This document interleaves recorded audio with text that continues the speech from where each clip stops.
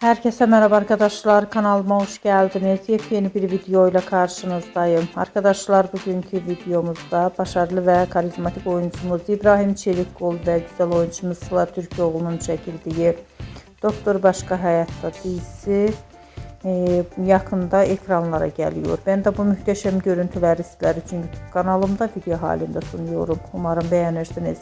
Arkadaşlar, videomu beğendiyseniz kanalımı izlemeyi ve bildirim butonuna basmayı unutmayın. Şimdilik benden bu kadar olsun. Yeni videomuzda görüşmek üzere. Hoşça kalın.